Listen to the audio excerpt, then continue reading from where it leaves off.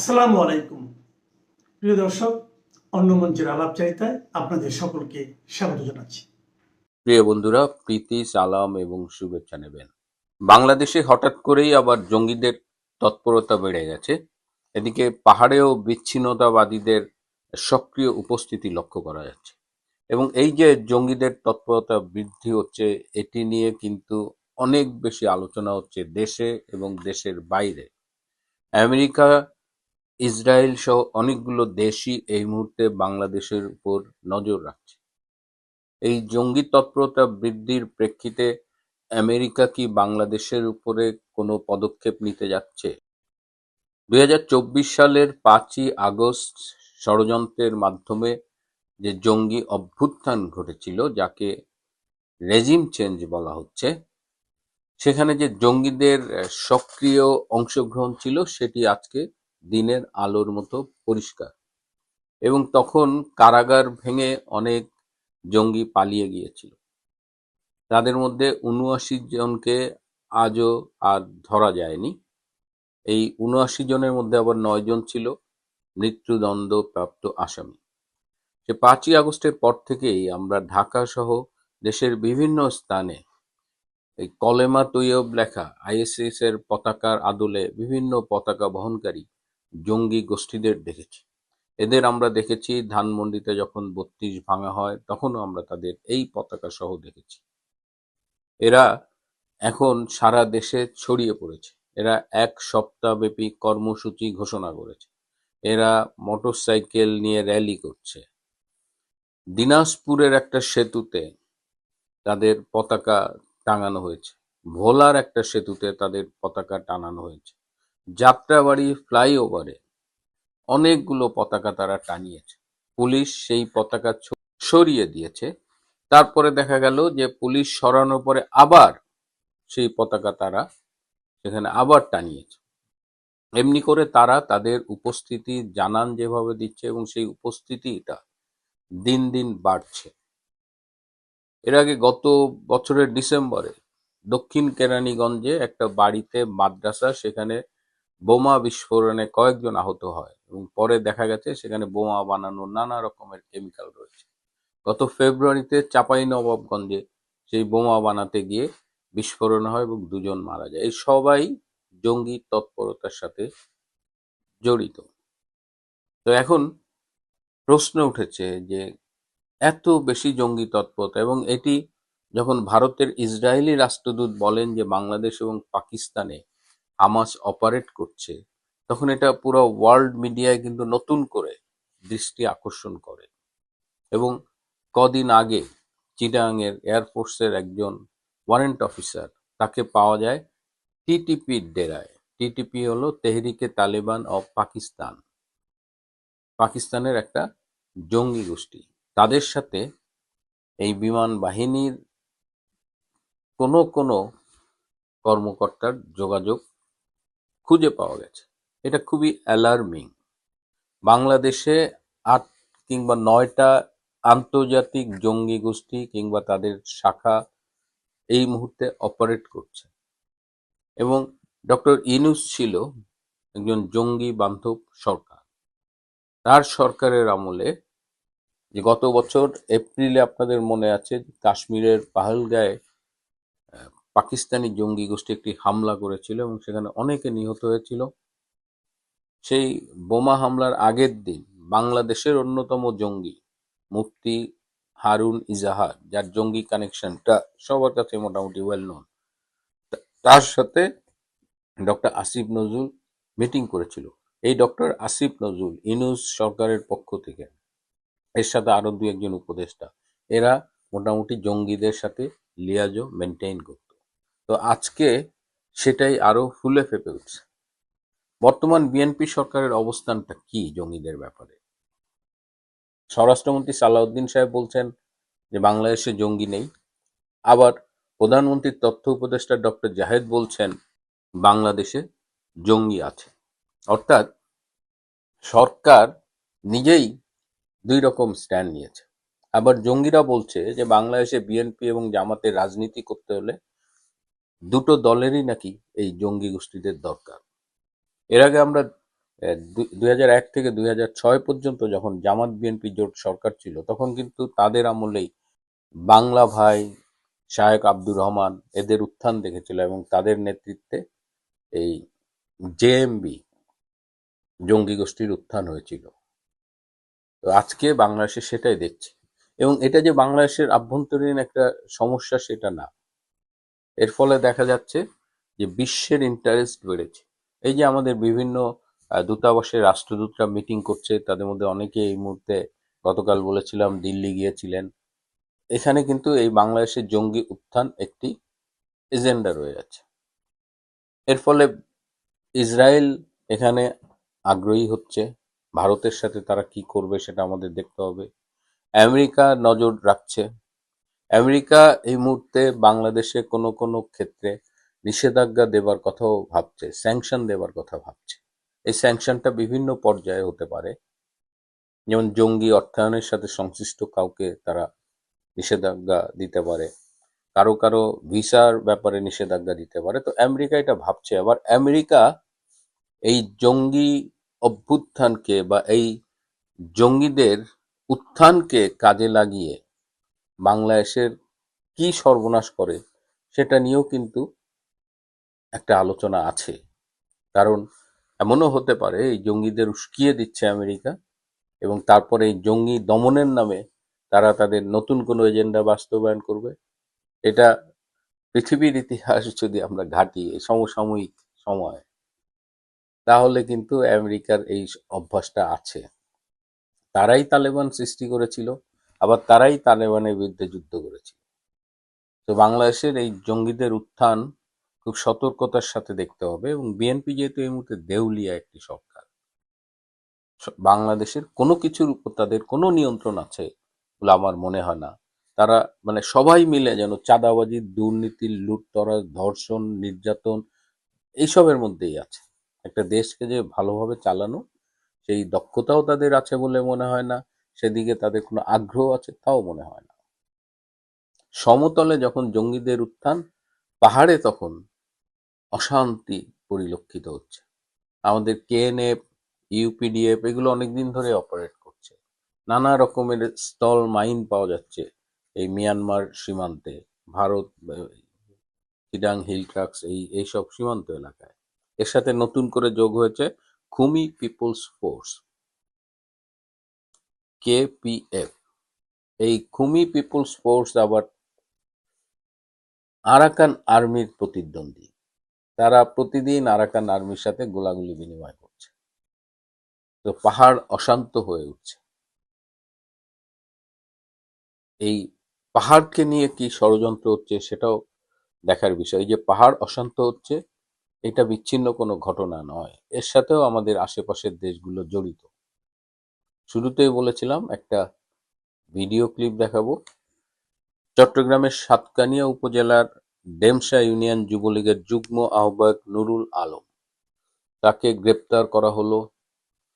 এমনভাবে নির্যাতন করা হয়েছে যে তাকে গ্রেপ্তার করে কারাগারে নেওয়া হয়েছে। যখন তাকে কারাগারে নেওয়া হয় তখনই বোঝা যাচ্ছিল যে ভীষণ অসুস্থ, কারণ তাকে ম্যাসিভ পিটানো হয়েছে। এই টর্চারের ফলে সেই রাত থেকে পরের দিন তার লাশ পাওয়া গেল, তাকে মৃত পাওয়া গেল। জামাতের সংসদের চাপ এটা নাকি শিরিক হয়, কিন্তু গণতন্ত্র যে হারাম মোল্লারাই বলে, এই ব্যাপারে তারা কথা বলে না।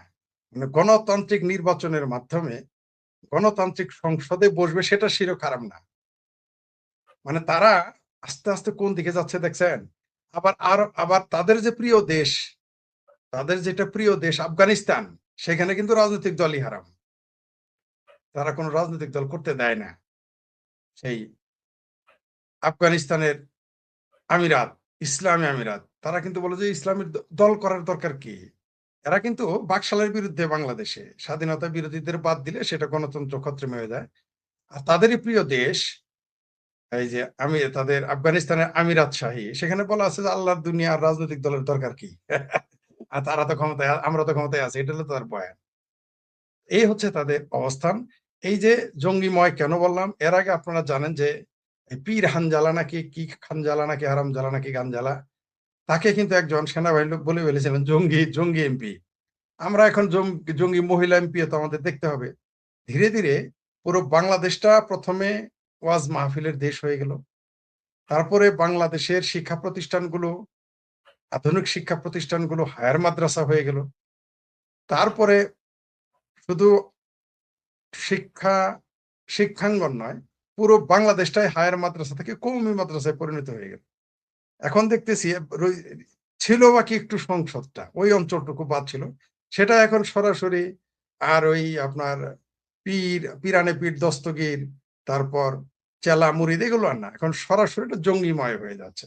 আপনি দেখেন এই যে কালো পোশাকটা আপনি দেখালেন, সাদা হাত মোজা পরে, কিন্তু আবার কালো মোজাও পরে, আর সাদাও পরে না, ভুলে বোধহয় সাদা হাত মোজা পরে আসছে। সাদা হাত মোজা, কালো নেকাব, চোখ ছাড়া কিছু দেখা যায় না। এর ভিতরে মানুষ না ভূত, না প্রেত, না জিন, না পরী, না দ্বৈত, আমরা কিছুই জানি না। এটা কি মামুনুলের বউ, না জামাতের আমিরের বউ, নাকি আমার বউ, না আপনার জেঠাইশ, নাকি ওইখানে আমার ভাবির, আমার কোন ভাবির কোন ভাবির কোন ভাবির পোলার মা ওইখানে উপস্থিত, আমরা জানি না, আমরা দেখি না। মানে এতই যদি তাদের ধর্মকর্ম করতে ইচ্ছা করে, এত সংসদ আসার দরকার কি? এই দেশের বামপন্থীরা কমিউনিস্ট পার্টির অফিসে যায় নামাজ থাকে, তার মানেটা কি? মানেটা কি? মানেটা দালমে কুছ কালা হয়। মুসলমানরা গণতন্ত্রে বিশ্বাস করে না, ৭২-এর সংবিধানে বিশ্বাস করে না। কেন? কি কারণে? ৩০ লক্ষ মানুষ হত্যা করার পরেও এই জামাত কিভাবে বাংলাদেশে থাকে? এই দেশের মুসলমানরা পারিবারিক ভাবেই মৌলবাদী, জন্মগত ভাবেই মৌলবাদী। আপনি আওয়ামী লীগকে দোষ দিতেছেন, আওয়ামী লীগকে বলে দিছে জামাতের সাপোর্ট করো, আওয়ামী লীগকে বলে দিছে ৩০ লাখের সাথে ঘর সংসার করতে কোনো সমস্যা নাই। ৩০ লাখ শহীদদের সাথে যাদের রক্ত জড়িত, আপনি ৮০০ কতজন হিসাব নিয়ে ব্যস্ত। জি, ওই ৮০০ জনের নিয়ে বেজায় ৩০ লাখ হত্যাকারীর সাথে সহবাস করলে সমস্যা নেই, সংসার করলে সমস্যা নেই। ৮০০ না ৪০০ মারছে, তার মধ্যে অর্ধেক আবার জিন্দা শহীদ ফিরে আসছে, ওটা বেজায় সমস্যা। আসলে এই বাংলাদেশের মুসলমানেরা এদের বঙ্গবন্ধু মুক্তিযুদ্ধের মাধ্যমে একটি বাংলাদেশ সৃষ্টিতে যে সহযোগিতা করেছে, বঙ্গবন্ধুর নামে যে মুক্তিযুদ্ধ হয়েছে, বঙ্গবন্ধু আসলে এই জাতিকে স্বাধীনতা দেওয়াটা তার ঠিক হয় নাই, এখন মনে হইতেছে। এই জন্যই তাকে জীবন দিতে হয়েছে সপরিবারে। এই দেশের মানুষ বিহারীদের, পাকিস্তানিদের দাস ইবনে দাস হয়ে থাকতে পছন্দ করে, গোলাম ইবনে গোলাম হতে তাদের পছন্দ। আপনি দেখেন না, এই দেশে শুধু মৌলবাদীরা না, ফরদ মাজার মৌলবাদী না, ফরদ মাজার মৌলবাদী না, ডক্টর ইউনুস মৌলবাদী না। ডক্টর ইউনুসের কি বলছিল মৌলবাদী হইতে শেখ হাসিনা? শেখ হাসিনা কি ফরদ মাজারকে বলেছিল মৌলবাদী হতে? ওই যে পিছনে যে সরস্বতীর মূর্তি ওর আগে, শেখ হাসিনা কাকে বলেছিল মৌলবাদী হতে? আপনি হন কেন? শেখ হাসিনার এত কথা শুনেন যে শেখ হাসিনা এই দেশে মাদ্রাসা বানাইছে, শেখ হাসিনা মৌলবাদী হইতে বলছে, শেখ হাসিনা তো মুক্তিযুদ্ধের পক্ষে কথা বলছিল, এটা শুনেন নাই কেন? ও, যাতে মাতাল তালে ঠিক। শেখ হাসিনা যখন বলেছিল বঙ্গবন্ধু মুক্তিযুদ্ধের সর্বাধিনায়ক, তিনি এই দেশের মুক্তিযুদ্ধ এনে দিয়েছেন, তিনি এই দেশে মুক্তিযুদ্ধের দেশ সৃষ্টি, ওটা তো আপনি মানেন না।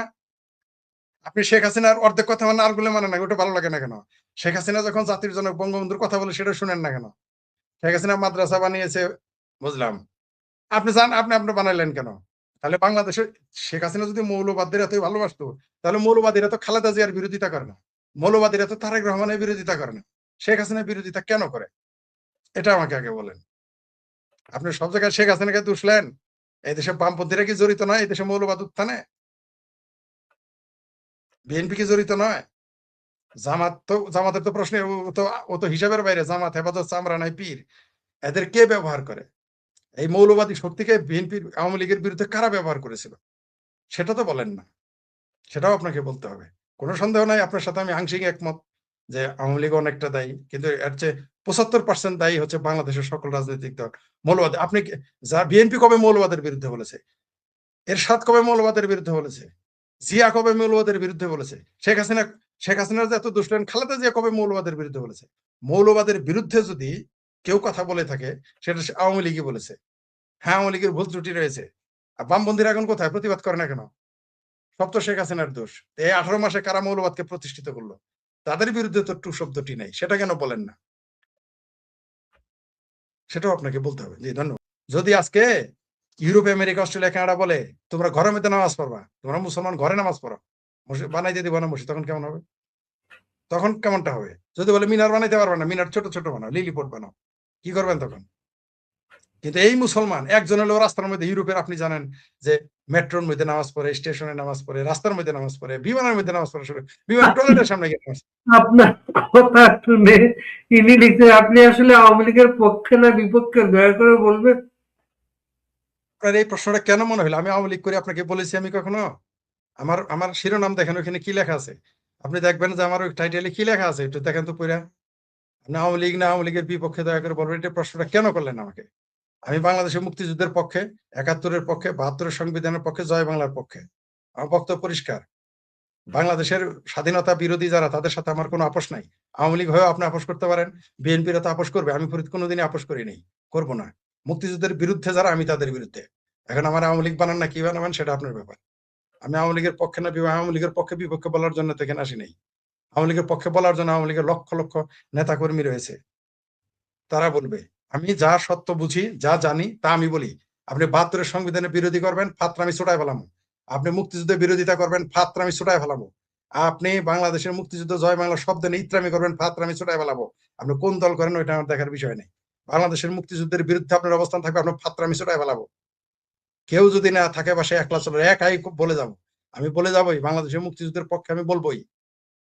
বাংলাদেশের মুক্তিযুদ্ধের পক্ষে বলি, মুক্ত চিন্তার পক্ষে বলি, সবসময় বলবোই। না মুক্তিযুদ্ধ বাংলাদেশের পক্ষে গেলে আওয়ামী লীগ একটু সত্য নয়। আমি আওয়ামী লীগ নাও করতে পারি, একজন আওয়ামী লীগ নাও করতে পারে, কিন্তু সে মুক্তিযুদ্ধের পক্ষে, বাংলাদেশের পক্ষে থাকতে পারে। আওয়ামী লীগ, হ্যাঁ এটা বলতে পারেন যে আমাদের বক্তব্য আওয়ামী লীগের পক্ষে যায়, যাবেই তো। এখন আমরা মুক্তিযুদ্ধের পক্ষে বলে যদি আওয়ামী লীগের পক্ষে যায়, বিএনপির পক্ষে কেন যায় না? তার মানে বিএনপি নিশ্চয়ই মুক্তিযুদ্ধ ধারণ করে না। আমাদের বক্তব্য কেন অন্যান্য বক্তব্য পক্ষে যায় না? তার মানে তারা মুক্তিযুদ্ধকে ধারণ করে না। এখন যদি কেউ ধারণ না করে, আমার কি করার আছে? এখন বিএনপি যদি মুক্তিযুদ্ধকে ধারণ করতো, তাহলে আমার বক্তব্য মুক্তিযুদ্ধের পক্ষেও যাইতো। বা কোনো দল যদি এখন মুক্তিযুদ্ধের পক্ষে ধারণ করতো, ৭১ ধারণ করতো, ৭২ সংবিধান ধারণ করতো, আমার বক্তব্য তার পক্ষেও যাইতো। তার মানে বোঝা গেল যে আওয়ামী লীগ যে দাবি করে যে তারাই একমাত্র মুক্তিযুদ্ধের পক্ষে, সংবিধানের পক্ষে, তাহলে আওয়ামী লীগের দাবি সঠিক। কারণ আমাদের বক্তব্য তার কারো পক্ষে যায় না। এখন এটা আমি কি করবো? আমি বাংলাদেশের মুক্তিযুদ্ধের পক্ষে বললে যদি সেটা বিএনপির পক্ষে না যায়, আমি কি করব? আমি মুক্তিযুদ্ধের পক্ষে বললে যদি বামপন্থীদের পক্ষে না যায়, আমি কি করব? জয় বাংলা শব্দ উচ্চারণ করলে সেটা যদি বাংলাদেশ আওয়ামী লীগের পক্ষে যায়, আমি কি করব? এখন জয় বাংলা, মুক্তিযুদ্ধ, বঙ্গবন্ধু, ৭২ সংবিধান, এগুলো তো বাংলাদেশ অস্তিত্ব ভাই, এগুলো তো আমাকে বলতেই হবে। যদি আওয়ামী লীগের পক্ষে যায়, তাহলে আমি আওয়ামী লীগ, কিছু করার নাই তো। যদি আর কেউ থেকে থাকে আমার বক্তব্য তাদের পক্ষে যায়, তাহলে তারা বলুক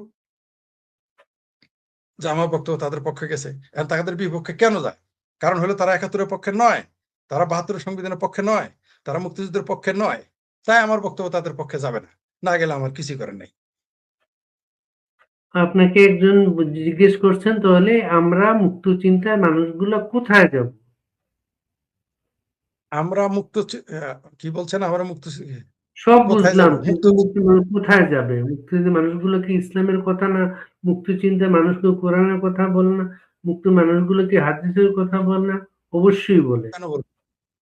না, না, না, না, মুক্ত চিন্তার মানুষ কোরআন হাদিসের কথা কেন বলবে? মুক্ত চিন্তার মানুষ কেন কোরআন হাদিসের বলবে? মুক্ত চিন্তার কেন? ওগুলো বলার জন্য তো মৌলভী সাহেবেরা আছে। ওগুলো বলার জন্য মৌলভী সাহেব আছে। মুক্ত চিন্তার সাথে, মুক্ত চিন্তা আর ইসলাম তো একসাথে যায় না। মুক্ত চিন্তা আর ধর্ম তো একসাথে যায় না। মুক্ত চিন্তা মানে কি? ধর্মকে চ্যালেঞ্জ করা। মুক্ত চিন্তা মানে কি? মুক্ত চিন্তা মানে হলো যত পশ্চাৎপদ চিন্তা আছে তাকে চ্যালেঞ্জ করা। মুক্ত চিন্তা মানে কি? আধুনিক চিন্তা চেতনার অধিকারী। মুক্ত চিন্তা আমরা ওইগুলো হাদিস কোরআনের কথা বলতে যাবো কেন? আমরা পড়ি, অবশ্যই পড়বো। হাদিস কোরআনের সাথে মুক্ত চিন্তার সম্পর্কে আপনি কি আওলায় ফেলেন? আর আমরা মুক্তিযুদ্ধের চিন্তার মানুষ কোথায় যাব? কোথায় যাব মানে আমাদের মুক্ত চিন্তার মানুষকে লড়াই করে যেতে হবে। আমাদের পক্ষে তো কেউ নাই। মুক্ত চিন্তার পক্ষের মানুষের পক্ষে তো বিএনপি নাই, মুক্ত চিন্তার পক্ষে তো আওয়ামী লীগ নাই, মুক্ত চিন্তার পক্ষে তো বামপন্থীরাই আজকাল মুক্ত চিন্তার পক্ষে নয়। তসলিমা নাসরিনের পক্ষে কোনোদিন বামপন্থীদের কথা বলতে শুনেছেন? বাংলাদেশে যারা প্রগতিশীল কয়জন তসলিমা নাসরিনের পক্ষে কথা বলেছে?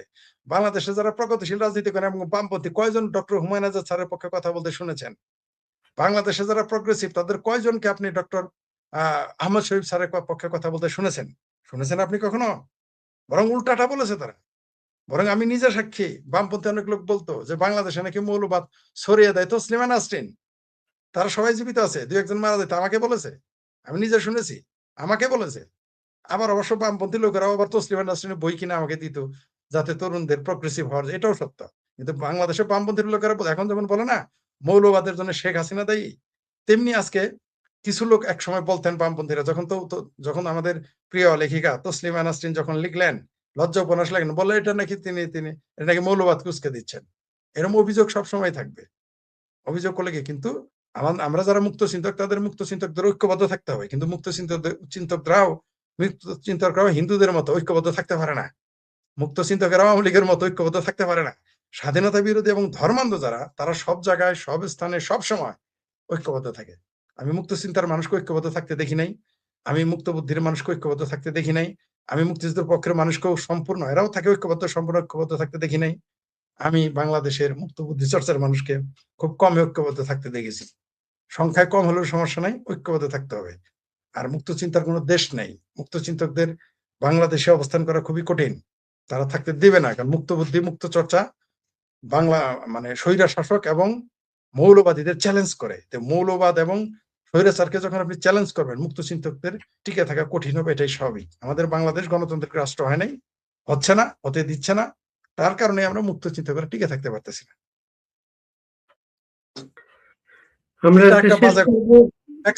এক সেকেন্ড, যে আপনি একজন লিখেছেন, আপনি কোন মতের আমি জানি না, তবে যারা প্রকৃত ইসলাম যারা ধারণ করে, তারা বিষয়ে কোনো ধরনের জোর এটা আপনার তথ্য সম্পূর্ণই ভুল। আপনি হয় ধর্ম ইসলামও জানেন না, কোরআনও পড়েন নাই আপনি, তাই বলে বলেছেন ইসলাম অন্য ধর্মের জোর প্রয়োগ করে না। এটা আপনি যেটা বললেন এর তথ্য সঠিক নয়। তারপরে বাংলাদেশের মৌলবীদের, আপনি কি মনে করেন বাংলাদেশের বাইতুল মোকাররমের ক্ষতি প্রকৃত মুসলমান নয়? আপনি তাহলে বলেন রাজ্জাক বিন ইউসুফ কি প্রকৃত মুসলমান নয়? সে তো বলেছে সকল মূর্তি ভাঙার জন্য মুসলমানের জন্ম হয়েছে। শুধু তাই না, এটা বলে নাই মুসলমান নারী বিদ্বেষীয়, বলেছে নারীর জন্মই পাপ। তাহলে আপনি ওই আলমের কথাই মানুষ শুনবে, আপনার আমার কথা শুনবে না। এগুলো কি বলেন? প্রকৃত ইসলাম মানে, প্রকৃত ইসলামটা কি? খায় না মাথায় দেয়। এটা একটা বায়বীয় শব্দ। প্রকৃত ইসলাম বলতে এটা একটা বাটপারি। এটা হলো ইসলামকে, ইসলামের ইসলামের ইসলামের যত পাষণ্ডতা আছে, বর্বরতা আছে, যত বিরোধিতা আছে, সুস্থ চিন্তা, সুকুমার চিন্তার বিরোধিতা আছে, এটাকে ঠেকানোর জন্য বলে প্রকৃত ইসলাম কোথায় আছে আমাকে বলেন। প্রকৃত মুসলমানটা কি? আপনি একটা লোকের নাম বলেন, আমি তাহলে তাকে প্রকৃত মুসলমানকে হানাফি, প্রকৃত মুসলমানকে মালিকি, প্রকৃত মুসলমানকে শাফেঈ, প্রকৃত মুসলমানকে লামাযহাবি, প্রকৃত মুসলমানকে ইরানিরা, প্রকৃত মুসলমানকে সৌদি আরবের লোক, প্রকৃত মুসলমানকে বাংলাদেশ, প্রকৃত মুসলমানকে পাকিস্তান, প্রকৃত মুসলমানকে ভারতের আপনার ইমাম বুখারী, প্রকৃত মুসলমানকে টিপু সুলতান মসজিদের ইমাম, প্রকৃত মুসলমানকে ওই ভারতের ওই যে সিদ্দিক কি ফুরফুরার দরবারে, প্রকৃত ইসলামকে, প্রকৃত মুসলমানকে শাহজালাল মাজারের যারা খাদে মুরিদ, প্রকৃত মুসলমানকে যারা যারা যারা আপনার আজমির শরীফের সেই সেই মাজারের মুরিদ, তারা প্রকৃত মুসলমানটা কে? আপনি বলেন প্রকৃত মুসলমানকে। এদের দৃষ্টিতে কেউ প্রকৃত মুসলমানকে দেওবন্দি, প্রকৃত মুসলমানকে বেরেলবি, বলেন প্রকৃত মুসলমানকে আমাকে বলেন। এই গোষ্ঠীটা প্রকৃত দেখেন তাকে মানে কিনা। আপনি বলেন বেরেলবিরা দেওবন্দিকে প্রকৃত মুসলমান মনে করে কিনা। আপনি বলেন লামাযহাবিরা অন্যদের মুসলমান মনে করে কিনা। আপনি বলেন সুন্নিরা দেওবন্দি, সুন্নিরা এই মাযহাবিরা লামাযহাবিদের মুসলমান মনে করে না, বলেন। আপনি বলেন মুসলমানকে, প্রকৃত মুসলমান কে, নামটা বলেন। কে? জাকির নায়েক পন্থীরা প্রকৃত মুসলমান? তাহলে তো দেওবন্দিরা তারা মানে না। বলেন কে প্রকৃত মুসলমান? এই বাংলাদেশের বহু মানুষ তো মনে করে সৌদি আরবের লোক প্রকৃত মুসলমান নয়। আবার সৌদি আরব মনে করে আমরা ভারত, বাংলাদেশ, পাকিস্তানের যারা ছিল মুসলমানই না, আদা মুসলমান। তাহলে প্রকৃত মুসলমান শব্দটা একটা প্রতারণা, একটা মিথ্যা, একটা বাটপারি, জোচ্চুরি, এগুলো কোনো কথা নাই। আর কোরআন হাদিসে কোথাও লেখা নাই জোর করা যাবে না। কোরআন হাদিসে বলা আছে এটা পুরো দুনিয়া মুসলমানের। এটা হইল মূর্তি ভাঙার কথা আছে, মূর্তি ভেঙে ফেলতে হবে, নামাজ না পড়লে মেরে ফেলতে বলছে। যেখানে যে ধর্ম নামাজ না পড়লে, শুধুমাত্র নামাজ পড়ে নাই, তাকে মেরে ফেলতে বলে। যে ধর্ম ত্যাগ করলে তাকে মেরে ফেলতে বলে। সে জোর জবরদস্তি কোথায় থাকলো না? জোর জবরদস্তি যদি না থাকে, বাংলাদেশের রোজার দিন আমরা খাইতে দেন না কেন? জোর জবরদস্তি না থাকলে আমরা বাংলাদেশে শাড়ি পরে ঘুরতে দেন না কেন? টিপ পড়লে আপনার তারা গালাগালি দেন। ইসলাম তো জোর জবরদস্তির ধর্মই, জোর করেই তো ঠিক আছে। আপনি বলতেছেন জোর জবরদস্তি নাই, এটা নাই, প্রেশার নাই, কোনো কথা কোথায় নাই। নাচতে নিষেধ করছে, গান গাইতে নিষেধ করছে, তাদের পিটাইতে বলছে, নামাজ না পড়লে পিটাইতে বলছে, গণতন্ত্র হারাম। জোরের ধর্ম না? আপনি বলেন। আমি তো এই বিষয়গুলো কথা বলতে চাইনি, কিন্তু আপনি তো কথাগুলো তুললেন। জি, ধন্যবাদ আপনাকে কমেন্টস করার জন্য, কারণ আপনি কমেন্টস গুলো করছেন বলে আমি কথাগুলো বলতে পেরেছি। মহামান্য জিন্দাবীরকে কল দিয়েছিলাম, ও কি দেখেন, আসলে ভাই লাইভ থেকে কল কেটে দিলাম, তাই ধন্যবাদ। আমার মতে জিন্দা পীর হচ্ছেন সাক্ষাৎ না মহামানব না। আমি মহা শব্দের বিরোধী। আমি পৃথিবীর কাউকেই মহামানব মনে করি না। আমি মনে করি পৃথিবীর সব মানুষই আন্ডার ক্রিটিসিজম, সমালোচনা। মহামানব না মানব বলতে পারেন। আমার দীর্ঘায়ু কামনা করেছেন, আপনাকে ধন্যবাদ, অসংখ্য ধন্যবাদ। কি নাম? রাজু দাস। জি, আমরা শেষ করবো ফরিদ ভাই, কি দিয়ে শেষ করবেন আপনি? বলতে চাই যে বাংলাদেশ যেভাবে মৌলবাদিতার দিকে যাচ্ছে, বাংলাদেশ যেভাবে ভায়া কাবুল যাচ্ছে ভায়া পাকিস্তান, বাংলাদেশের মানুষ দুর্ভিক্ষে মারা যাবে, সিভিল হবে, না খেয়ে থাকবে। কিন্তু দুর্ভাগ্য যে তারপরেও তাদের বোঝানো যাবে না যে তারা এই কারণে বিপদে পড়ছে। তখন তারা বলবে এর জন্য ভারত দেই, এর জন্য আমেরিকা দেই, এর জন্য অমুক দেই, এর জন্য তমুক দেয়, এগুলো তারা বলবে। কিছু করার নাই। আপনি যখন কেউ ধ্বংসের দিকে যায়, আপনি যারা যারা বাংলাদেশের মুসলমানরা যারা মূলত তারা পাকিস্তান মুসলিম ধরেন, কিন্তু প্রকৃত হাদিস ভাই আবার ওই একই প্রকৃত হাদিস কোরআন অনুসারেই তো দেওবন্দিরও কোরআন হাদিস পড়ে, বেরেলবিরও কোরআন হাদিস পড়ে। ওরা কোরআন হাদিস বইলে একজন আরেকজনকে কাফের ফতোয়া দিছে ভাই। শিয়ারাও কোরআন শরীফ পড়ে, হাদিস পড়ে, সুন্নিরাও পড়ে, একজন আরেকজনকে কাফের ফতোয়া দিয়ে রাখছে ভাই। পৃথিবীতে কোন জি ভাই আমার এটা বলতে আসছেন কেন? কোন হাদিস আছে না সেটা রাজ্জাক বিন ইউসুফকে গিয়ে বলেন ভাই। এখানে কেন আলতু ফালতু কথা বলেন আমি বুঝি না ভাই। এগুলো আমাকে প্রশ্ন করেন, যেখানে মৌলবীরা বলতেছে সেখানে গিয়ে প্রশ্ন করেন কোন হাদিস কোরআনে আছে, তাদেরকে জিজ্ঞেস করেন কোন হাদিস কোরআনে নাই। হাদিস পিঠাইতে বলছে কোরআন হাদিস, আপনি পড়েনই নেই কোরআন হাদিস, তাই আপনি এগুলো বলছেন। আপনি পড়ছেন কোরআন হাদিস? পড়েন নাই বলে বলছেন। সব মুসলমান আরেক মুসলমানকে কোরআন হাদিস বলেই কাফের ফতোয়া দিয়ে রেখেছে ভাই। এগুলো কি বলতেছেন? যেটা বলতেছিলাম, আমাদের কিছুই করার নাই। বাংলাদেশ টোটালি মানে পৃথিবীতে বাংলাদেশ, হ্যাঁ, আমাদের ফরিদ ভাই আপনাকে এত ভালো লাগে কেন? জি ধন্যবাদ আপনাকে। আমাদের দেশটা আমাদের চোখের সামনে, মানবিক মানবতায় আসল ধর্ম। জি, আপনাকে বলি যে এই মুহূর্তে আমাদের যেটা উচিত ছিল ঐক্যবদ্ধভাবে আমাদের, হ্যাঁ, আমাদের জি ধন্যবাদ, সব পটের উত্তর দিয়েন না। জি, হ্যাঁ, এখন আমাদের যে বক্তব্য, ওখানে আবার দেখলাম 21 দফা বঙ্গবন্ধুর ছবি কি আর আওয়ামী লীগের ছবি দেখলাম, সেই জন্য উত্তর দিলাম আর কি।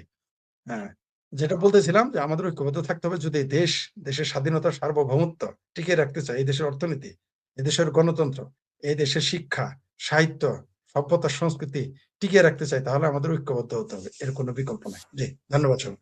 প্রধানমন্ত্রীর সাথে চীনের পানি সম্পদ মন্ত্রী দেখা করেছেন,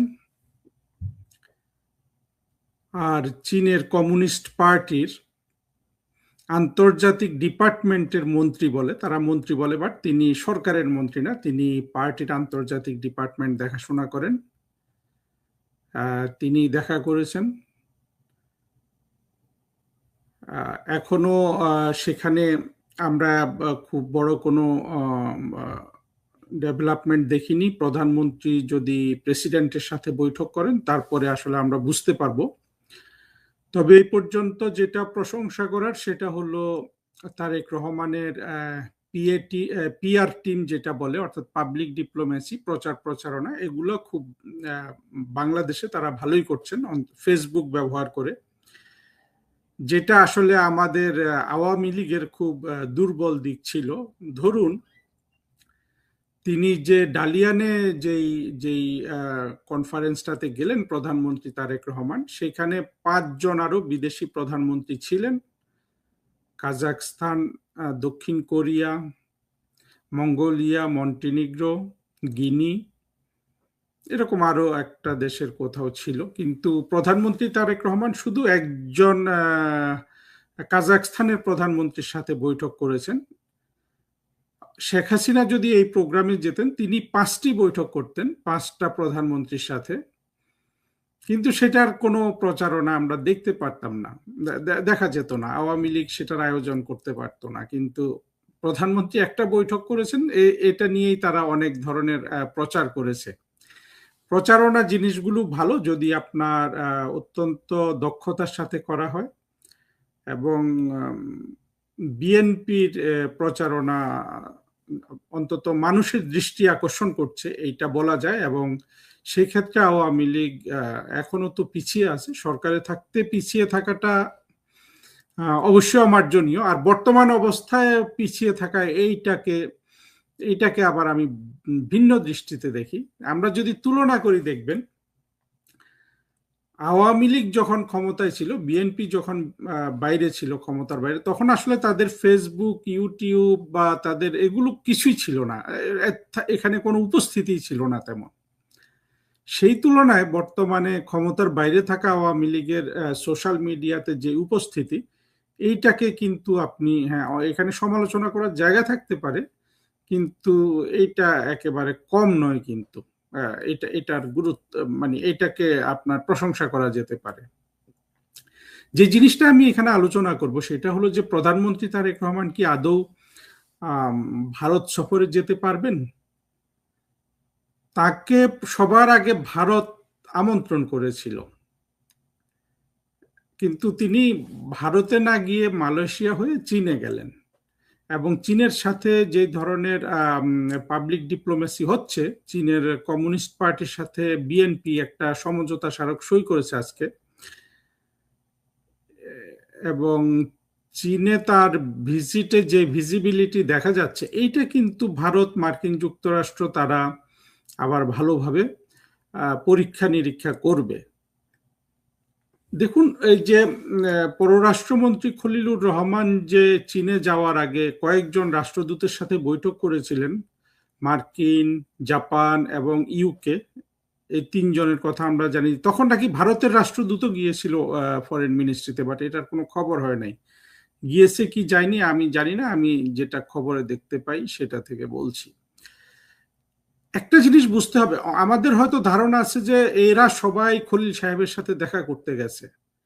বিষয়টা এটা হওয়ার সম্ভাবনা কম। যেটা হতে পারে, খলিল সাহেবই এদের ডেকেছিলেন ওই দিন সবাইকে তাদের চীন সফর ইত্যাদি বোঝানোর জন্য। এইটা হওয়ারই সম্ভাবনাটা বেশি কিন্তু। এবং সেখানে একটা জিনিস বোঝা গেছে যে মার্কিন যুক্তরাষ্ট্রের যে রাষ্ট্রদূত, তার সাথে আলোচনাটা সুখকর হয় নাই। সুখকর না হওয়াতে মার্কিন যুক্তরাষ্ট্রের যে রাষ্ট্রদূত, তিনি বাইরে এসে যে কথা বলেছেন, তার যে বডি ল্যাঙ্গুয়েজ, সেখানে ক্রোধের একটা প্রকাশ ছিল। যে ক্রোধ বোঝা যাচ্ছে যে দেয়ালের আড়ালের ক্রোধটা মার্কিন যুক্তরাষ্ট্রের রাষ্ট্রদূত বাইরে এসেও প্রকাশ করেছেন, এবং তিনি যেটা বলেছেন যে মার্কিন যুক্তরাষ্ট্রের উপর বাজি ধরলে কেউ হারে না, এই কথাটা বলেছিলেন। এখন তারেক রহমান সাহেবের চীনের যে সফর হচ্ছে, সেখানে যে ধরনের ডিসপ্লে দেখা যাচ্ছে বাংলাদেশে, যেটা এক্সিবিট করা হচ্ছে, পাশাপাশি আরেকটা জিনিস দেখবেন, বাংলাদেশে প্রচুর মৌলবাদী রাস্তায় নেমে গেছে, সাদা কালো পতাকা নিয়ে, আবার বিভিন্ন আরবি হরফে লেখা নিয়ে। তারা ক্রমাগত কিন্তু ভারতের বিরুদ্ধে বিষোদ্গার করে যাচ্ছে।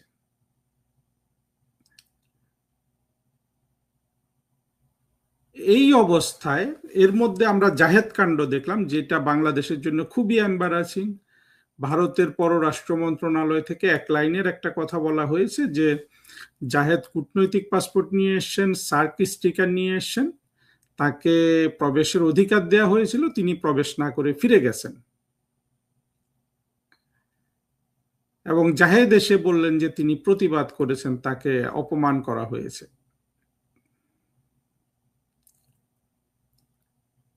ভারত যখন এই এক লাইনের কথাটা বলল, সেখানে কিন্তু দুঃখ প্রকাশ বা ইত্যাদি কিছু কিন্তু ছিল না। আবার বাংলাদেশের ফরেন মিনিস্ট্রি স্বভাবতই তারা বলেছে যে তারা এই জবাবে খুশি নয়। খুশি হওয়ার কোনো কারণই নেই। এরকম অপদস্থ করার পরে এবং ছেলে মানুষের মতো হইচই করলে সেটার খুব ভালো জবাব ভারত থেকে পাবে, এটা আশা করার যেমন কারণ নাই, আবার এটাকে দুঃখজনক ইত্যাদি বলা ছাড়াও আসলে বাংলাদেশ সরকারের কোনো কারণ নাই। এই অবস্থায় তারেক রহমান যদি এখন ভারত ভ্রমণ করতে চান, ভারত রাষ্ট্র তো সাধারণত তারাও খুব সংবেদনশীল এসব ব্যাপারে, যে প্রথম দাওয়াত করা রাষ্ট্র অনেক উষ্ণতা দেখিয়েছিলেন। ভারতের পররাষ্ট্রমন্ত্রী তারেক রহমানের আম্মার দাফনের সময় এসেছিলেন। তারেক রহমানের যখন শপথ হয়, সেখানে ভারতের লোকসভার স্পিকার এসেছিলেন, তাই না? এগুলো তো অনেক ধরনের আহ, ভারতের তরফ থেকে এক ধরনের বন্ধুত্বের হাত, এক ধরনের না, যথেষ্ট বড় বন্ধুত্বের হাত ভারত বাড়িয়ে দিয়েছিল বিজেপি সরকার তারেক রহমানের প্রতি। তার উত্তরে তারেক রহমান যেটা করেছেন এইটার সাথে আমরা একটা মিল দেখি কি, 2001 সালে যে বিএনপি ক্ষমতায় এসেছিল তখন কিন্তু আপনার এই বিজেপি সরকার ছিল ভারতের ক্ষমতায়, এবং বিজেপি শোনা যায় তারেক রহমানের দলকে জেতার ক্ষেত্রে অনেক ধরনের সহযোগিতা করেছিল। শোনা যায় না, এগুলা কিছু সত্যতা আছে, বাট আমি এখানে খুব বেশি খুলে কিছু বলছি না। তখন একটা ধারণা করা হতো, বিজেপির এই মনস্তত্ত্ব ছিল যে যেহেতু বাংলাদেশের আওয়ামী লীগের সাথে কংগ্রেসের একটা ঐতিহাসিক বন্ধুত্বপূর্ণ সম্পর্ক রয়েছে, মুক্তিযুদ্ধে যেহেতু কংগ্রেসের সরকার, বাংলাদেশের মুক্তিযুদ্ধে ভারতের যে সহযোগিতা, সেগুলোর উপর ভিত্তি করে বিজেপি ভেবেছিল যে যেহেতু কংগ্রেস বিজেপির প্রতিদ্বন্দ্বী, তারা তারেক রহমানের সাথে অর্থাৎ বিএনপির সাথে সখ্য করবে, এই ধরনের একটা মনস্তত্ত্ব বিজেপির উপর কাজ করেছিল। সেই জন্য বিজেপি তখন 2001 সালে চেয়েছিল যে বিএনপি ক্ষমতায় আসুক। পরবর্তীতে বিএনপি ক্ষমতায় আসার পরে 10 ট্রাক আপনার অস্ত্র পরিবহন বাংলাদেশের উপর দিয়ে এবং ভারতের উত্তর পূর্বাঞ্চলীয় রাজ্যগুলোর বিচ্ছিন্নতাবাদীদের বাংলাদেশে অবাধে চলাচল করতে দেয়া, এইসব ব্যাপারে ভারতের কিন্তু আপনার অভিজ্ঞতা সুখকর ছিল না। ঠিক একইভাবে 2026-এও বিজেপি সরকার ক্ষমতায় নরেন্দ্র মোদীর, তারাও যথেষ্ট উষ্ণতা দেখিয়েছে তারেক রহমান, এবং তারেক রহমান বলেছেন যে তার বাংলাদেশে আসার ক্ষেত্রে তার উপর নির্ভর করে না, যেটা আসলে উনি ভারতকেই মিন করেছেন। কারণ হলো যে তারেক রহমান এসে বাংলাদেশের ক্ষমতা গ্রহণ করবেন, এটার জন্য তো মার্কিন যুক্তরাষ্ট্র এক পায়ে দাঁড়ানো ছিল, কারণ তারা মার্কিন যুক্তরাষ্ট্র, বিএনপি, জামাত এবং বাংলাদেশের সব স্বাধীনতা বিরোধী 2024-এ যে জুলাই চরমপন্থার উত্থান হয়েছিল সেখানে তারা সবাই কোয়ালিশন ছিল। তো তারেক রহমানের এই কথার মানে তো ভারতের দিকে গড়ায় আর কি, এবং ভারতের যে উষ্ণতা দেখিয়েছেন তার বিপরীতে তারেক রহমান যেভাবে সেটার জবাব দিয়েছেন, তিনি মালয়েশিয়া, চীন গেলেন। এই অবস্থায় যদি তারেক রহমানের সাথে ইতিমধ্যে ভারতের কোনো পর্দার আড়ালে বোঝাপড়া না থাকে, ভালো বোঝাপড়া না থাকে, তাহলে আমার মনে হয় তারেক রহমানের জন্য হয়তো বা তিনি যদি 5 বছর ক্ষমতায় থাকেন, সেটার সম্ভাবনা খুবই কম যেভাবে সবকিছু গড়াচ্ছে, কিন্তু তিনি যদি ক্ষমতার পূর্ণ মেয়াদ পূর্ণও করেন, আমার মনে হচ্ছে ইতিমধ্যে যদি কোনো বোঝাপড়া না থাকে, তাহলে এই মেয়াদে তারেক রহমানের হয়তো বা আর ভারত সফর হবে না। সম্মানিত দর্শক, জুন মাসের 25 তারিখ বৃহস্পতিবার বিকেলবেলাতে আজকের এই ভিডিওটি করছি। আমি যখন এই ভিডিওটি করছি তখন বাংলাদেশের প্রধানমন্ত্রী চায়না সফরে আছেন। তার যে রাষ্ট্রীয় প্রোটোকল, সেই প্রোটোকল অনুযায়ী আজকে তিনি ব্যস্ত সময় কাটাচ্ছেন। গতকাল তিনি চীনে এসে পৌঁছেছেন, আর আগামীকাল আনুষ্ঠানিকভাবে চীনের সর্বময় ক্ষমতার অধিকারী মিস্টার শি জিনপিং, চীনের প্রেসিডেন্ট, তার সঙ্গে সাক্ষাৎ হবে। যে বিষয়গুলো আমরা শুনতে পাচ্ছি, চীন থেকে অনেকগুলো যুদ্ধবিমান কেনা হবে, চীনের সঙ্গে বাণিজ্য বৃদ্ধি হবে, চীনের জন্য বাংলাদেশে একটি আলাদা ইকোনমিক জোন প্রতিষ্ঠা করা হবে, চীন যাতে বাংলাদেশে বিনিয়োগ করতে পারে এজন্য ওয়ান স্টপ সার্ভিস বাংলাদেশ দেবে, এবং এই অর্থে বাংলাদেশ যে বোর্ড অফ ইনভেস্টমেন্ট যেটা রয়েছে, বিডা, তো সেই বিডা একটি ব্যবসায়িক সম্মেলন করেছে বেইজিংয়ে, সেখানে প্রধানমন্ত্রী বক্তব্য দিয়েছেন। এখন এই যে চীন সফর, সেই চীন সফরে আপনি আমি কতটা আশাবাদী হতে পারি,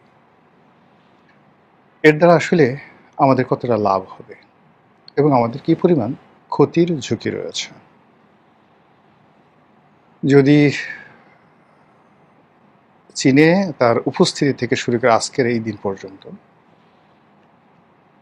মানে আমার একটু ভুল হতে পারে এবং আমি চাই যে আমার প্রেডিকশন ভুল হোক, কিন্তু তারপরও বলছি, তিনি যেভাবে মালয়েশিয়াতে আদৃত হলেন, সমাদৃত হলেন, সম্মানিত হলেন এবং মালয়েশিয়ার প্রধানমন্ত্রীকে যেভাবে বিমোহিত করলেন, এটি যদি মালয়েশিয়ার অভিনয় না হয়, অথবা এই যে মালয়েশিয়া তার সঙ্গে যা কিছু করেছে এটা যদি চীনের পরামর্শে মালয়েশিয়া সে কাজটি না করে থাকে, তাহলে মালয়েশিয়ার পার্টি আপাতত স্থগিত রাখেন। দ্বিতীয় যে পার্টি সেটা হলো, মালয়েশিয়াতে আমরা যা কিছু দেখেছি আমাদের একটা ধারণা ছিল যে ঠিক একইভাবে প্রধানমন্ত্রীকে চীন দেশে অভ্যর্থনা জানানো হবে এবং সে অভ্যর্থনা অবশ্যই রাজস্বিক হবে। কিন্তু আমার মাথায় ঢুকলো না যে উনি সরাসরি বেইজিংয়ে না গিয়ে কেন ডালিয়ানে গেলেন এবং এই যে ওয়ার্ল্ড ইকোনমিক ফোরামে যোগদান করার জন্য নিজেকে তিনি যেভাবে উপস্থাপন করলেন এবং ওখানে যারা যারা এসেছেন, যে সকল রাষ্ট্রপ্রধান, সরকার প্রধান, সার্বিক বিচারে বাংলাদেশের প্রধানমন্ত্রী কোনো অবস্থাতেই তাদের সঙ্গে এক মঞ্চে গিয়ে ওভাবে ঠিক অভ্যস্ত নই আমরা দেখতে। দ্বিতীয়ত আবার সেখান থেকে ডালিয়ান থেকে তিনি বেইজিংয়ে যেভাবে আসলেন ট্রেনে করে, তারপরে বেইজিং রেলওয়ে স্টেশনে তাকে যেভাবে রিসিভ করা হলো, আবার সেই রেল স্টেশনের পাতাল জায়গা থেকে তিনি এক্সেলেটারে করে প্রথমে ট্রেন থেকে নামলেন, লাল কার্পেট দেওয়া হলো, অল্প কয়েকজন যারা অস্ত্রধারী সেনা কর্মকর্তা বা গার্ড রেজিমেন্টের সদস্য যেভাবে লেফট রাইট করে তাকে অভ্যর্থনা জানালেন, এটা আসলে ভালো লাগেনি। আগামীকাল যদি চীনের যে প্রেসিডেন্টের সঙ্গে তার সাক্ষাতের আগে তাকে গ্রেট হলে বা তিয়ান আনমেন স্কোয়ারে আলাদা গার্ড অফ অনার দেওয়া হয়, অথবা ধরুন চীনের প্রেসিডেন্ট এবং সে যৌথভাবে যেভাবে মালয়েশিয়াতে হয়েছে ওভাবে যদি তারা গার্ড অফ অনার গ্রহণ করেন, সেটা ভিন্ন কথা। যদি সেটা না হয় তাহলে আমাদের জন্য যে ইজ্জতের পাংচার হয়ে গেল এটা রিপেয়ার করা সম্ভব নয়। এই জন্য আগের দিনে আমি বলছি যে আগামীকাল রাষ্ট্রপতির সঙ্গে প্রধানমন্ত্রীর যে সাক্ষাৎ, সেই সাক্ষাৎটি যেন অসম্ভব জাঁকজমকপূর্ণ হয়, প্রার্থনা করছি। আমি জানি না প্রোটোকলে কি আছে, কিন্তু সেটা যদি না হয় যে ঠিক আছে উনি ওনার হোটেল থেকে বা রাষ্ট্রীয়, উনি যেটাতে আছেন এখন রাষ্ট্রীয় অতিথি ভবন আছেন, সেই রাষ্ট্রীয় অতিথি ভবন থেকে যদি তাকে সেই মোটর শোভাযাত্রা সহকারে গার্ড অফ অনার দিয়ে তারপরে প্রেসিডেন্টের সঙ্গে বৈঠকের ব্যবস্থা করা হয়, এটা হবে এক ধরনের রাষ্ট্রাচার। আর যদি সরাসরি তিনি বৈঠক রুমে ঢুকেন এবং সেই বৈঠকের ছবি আমরা দেখলাম না, যেভাবে সর্বশেষ বৈঠক শেখ হাসিনার সঙ্গে হয়েছে, জাস্ট হালকা একটু ছবি আমরা দেখেছি, তাহলে আমাদের কপালে অনেক দুর্ভোগ আছে। আওয়ামী লীগ দাঁত ভেংসি মারবে, দিল্লি পাত্তা পেয়ে যাবে, আমেরিকা এবং ইউরোপীয় রাষ্ট্রশক্তি তারা সরকার থেকে মুখ ফিরিয়ে নেবে এবং সরকারকে খুব চিপ মনে করবে এবং বাংলাদেশে ফিরে আসার সঙ্গে সঙ্গে সরকার বিরোধী যে সকল শক্তি চীনের মদতে আছে, জামাত, এনসিপি থেকে শুরু করে অন্য যে সকল দলগুলো, তার মধ্যে অন্য যে সকল দক্ষিণপন্থী সংগঠনগুলো এই মুহূর্তে খুব মাথা নাড়াচাড়া করছে সাদা পতাকা নিয়ে। প্রধানমন্ত্রী ফেরার আগেই আপনি দেখবেন যে প্রধানমন্ত্রীর আগামীকালের সম্মানটি যদি মালয়েশিয়ার মতো হয় তাহলে এক ধরনের ফলাফল হবে, আর যদি একেবারে কোনো রকম ফর্মালিটি ছাড়া, মানে ওই যে তাকে যেভাবে ডালিয়ানে রিসিভ করা হয়েছে, যেভাবে বেজিংয়ে রিসিভ করা হয়েছে, তদ্রূপ রাষ্ট্রপতির সঙ্গে তার যে বৈঠক, সেই বৈঠকে যদি ঠিক ওইভাবে তাকে রিসিভ করা হয় তাহলে বিএনপির কপালে দুর্ভোগ আছে। এখন আমি যেটি বলতে চাই সেটি হলো, আপনি যদি সবার বন্ধু হন, ইট মিনস আপনি আসলে কারো বন্ধু নন। চীন মানে কি বলবো, প্রথম দিন থেকেই একেবারে শেখ হাসিনার সঙ্গে যেভাবে সম্পর্ক রেখেছে, বিএনপির সঙ্গে একইভাবে সম্পর্ক রেখেছে। জামাতের সঙ্গে ছাত্র শিবির, ছাত্রদল, ছাত্রলীগ, যুবলীগ সবার সঙ্গে তাদের সম্পর্ক। এমনকি হেফাজত, চরমোনাই তাদের সবার সাথে চীন সম্পর্ক রক্ষা করে। শাহজালাল মাজারের যে খাদেম থেকে শুরু করে শাহপরান মাজারের খাদেম, এবং তারা যদি প্রয়োজন মনে করে তাহলে হজরত খানজাহান আলী রহমতুল্লাহ আল্লাহের মাজারের যে কুমিরটিকে ধরে নিয়ে অন্য জায়গায় ছেড়ে দেওয়া হয়েছে, তারা প্রয়োজনে সেই কুমিরের সাথে বন্ধুত্ব করবে। তো এই হলো তাদের বন্ধু ভাগ্য।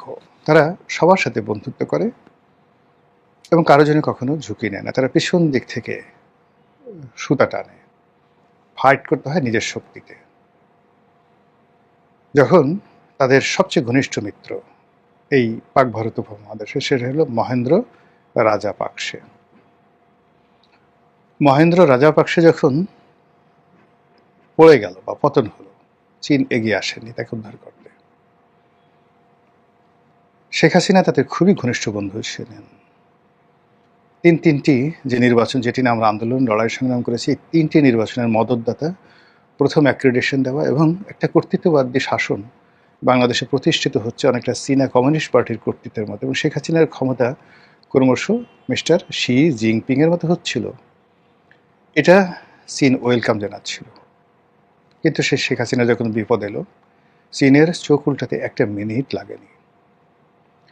আরও যদি স্পষ্ট করে বলতে হয় যে শেষবার যখন শেখ হাসিনা তার কাছে বা তাদের কাছে গেল, ঠিক সেই সময় তাকে যদি ওইভাবে খালি হাতে ফিরিয়ে দেওয়া না হতো,